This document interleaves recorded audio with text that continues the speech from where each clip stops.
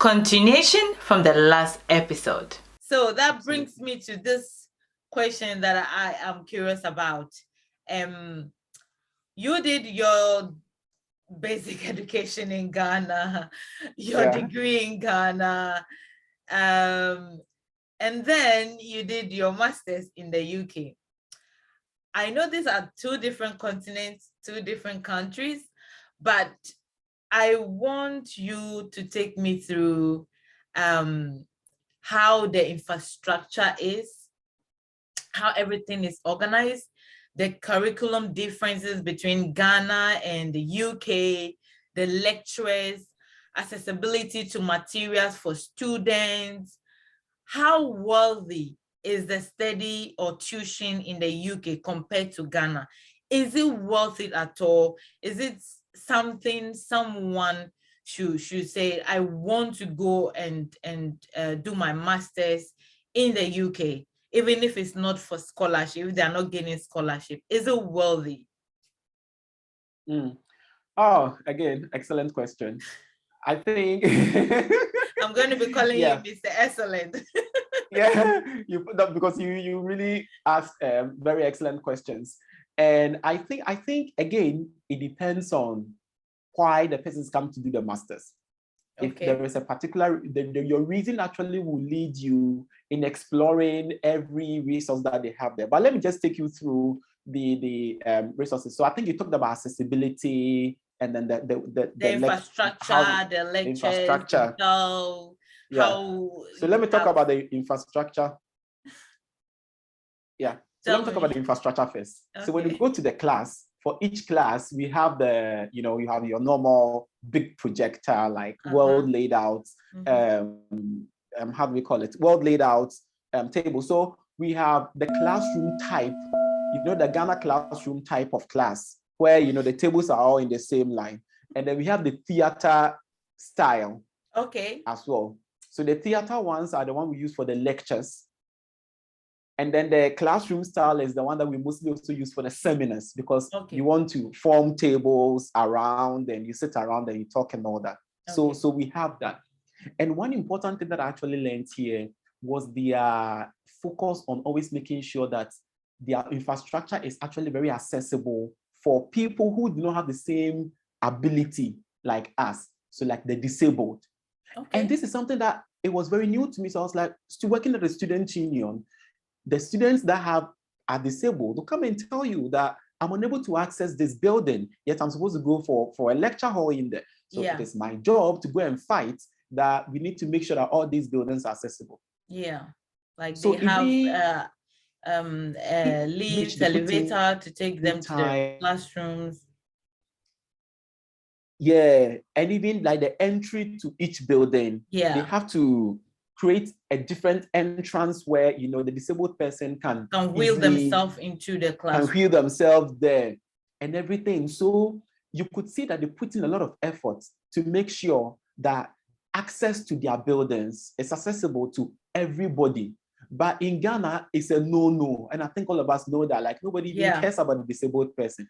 Nobody cares about the blind person. And so it's like, how many disabled people have you seen in the uni in Ghana?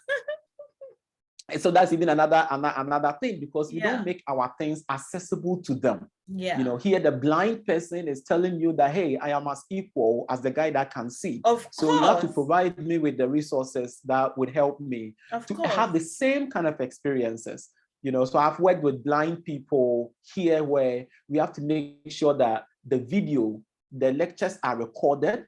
Lectures are recorded. Like those who can't talk but can see, we have to make sure we have the subtitles and everything. So it's like you have to go through all, and you're always interacting with these people and they are telling you what their issues and you are getting it fixed. And the university is collaborating with you to make sure they can better serve.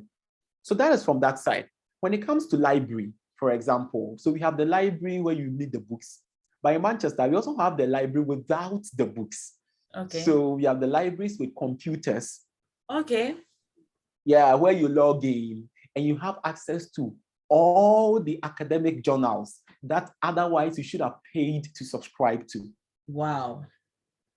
So you have access to also there. So imagine if you come to university, you don't have a laptop. in University of Manchester, and I think in all, I can't speak for all the other universities in the UK, but University of Manchester, actually that shouldn't be a problem because we have a room with computers. We have a room with computers. You just go in, you log in, and your own space will be created for you. And you can do all your essays there and everything, you can submit your, so you don't need to have a laptop before you can complete your education here. And we give laptop loans as well.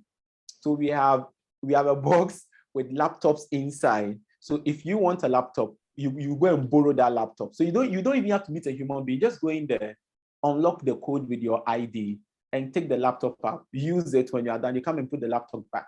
Oh, yeah. Wow. Yeah. So we have that. So that infrastructure is there. So you don't need to have. So you can't give an excuse that I didn't have a laptop or I didn't have make a materials accessible for everyone, regardless of our financial background.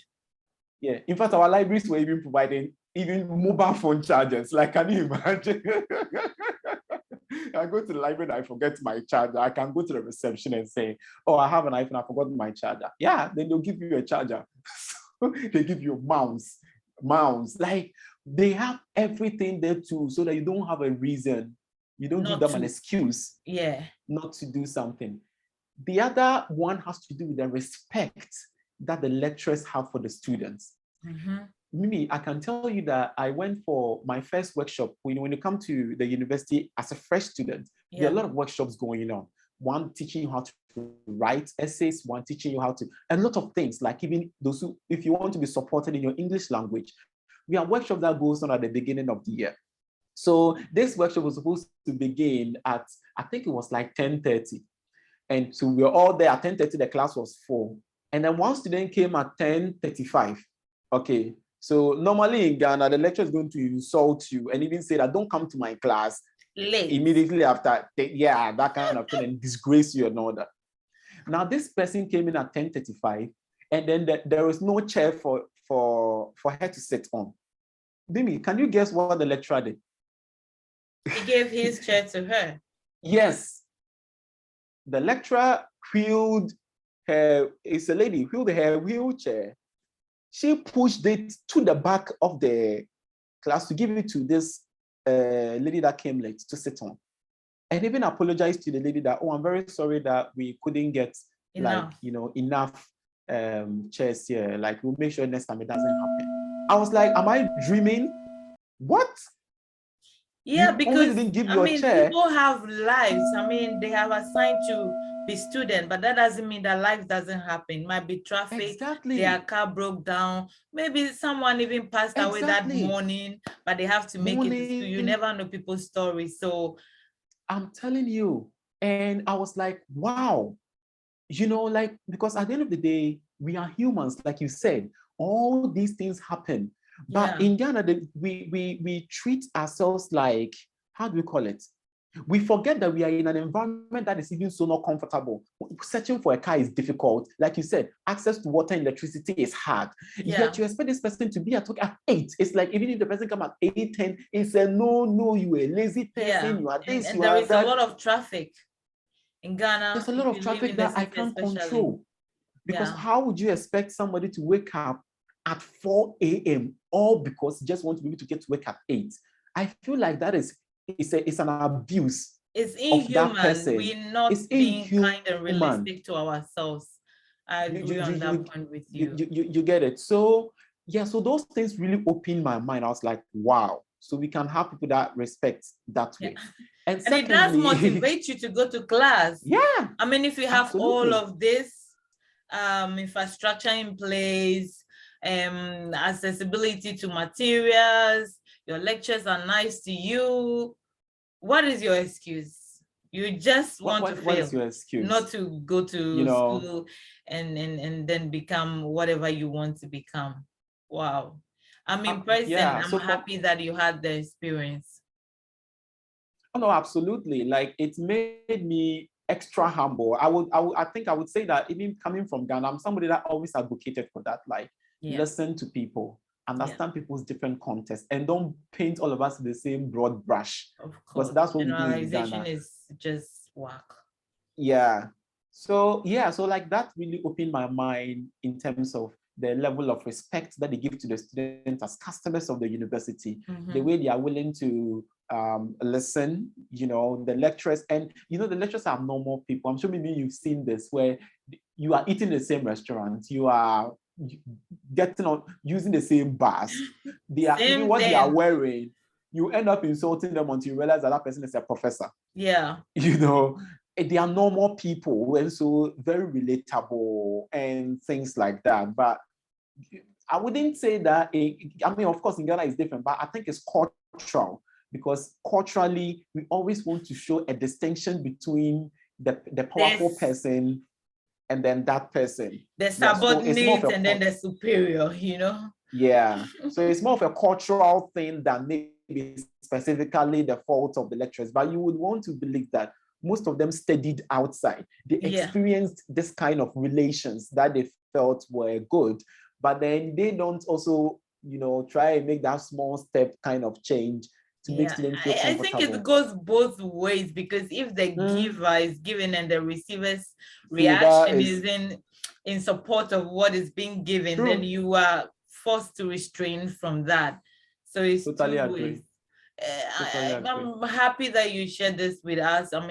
It's something that we should all start implementing in our lives. Just a little bit of kindness, a little bit of being human goes a long way. It does actually inspire other people to do same. Not necessarily they taking you for granted, or it doesn't mean that you're low class or of no respect or of no value. You actually have more value when you act humanly or act kind to other people. That's how I feel personally. Absolutely. So I'm sure that of all these experiences, good experiences, challenging ones, the opportunities and everything, there must be some culture shock that you might have experienced in the UK, being that it's a different continent, it's a different race and different culture and different mindsets altogether. What are some of the culture shock, and did you find some of them useful? Did you embrace and learn some of them, or did you push some of them off the way and say, no, this one I'm not learning it at all? Again, that's another very, very good question. Excellent question. Yeah, excellent question. Because I think that when you are in Ghana, we have a perception of who the white person is. So, you come and you realize that actually they may have the same skin color, but they in fact still divide amongst themselves who is more whiter than the other person, Like the fact that the difference between the Eastern Jews and then the Western Europeans, for example, they try to draw a line between them and things like that. One cultural shock was... Thank you for watching this video up to this point. Stay tuned for the next episode. Stay motivated and inspired.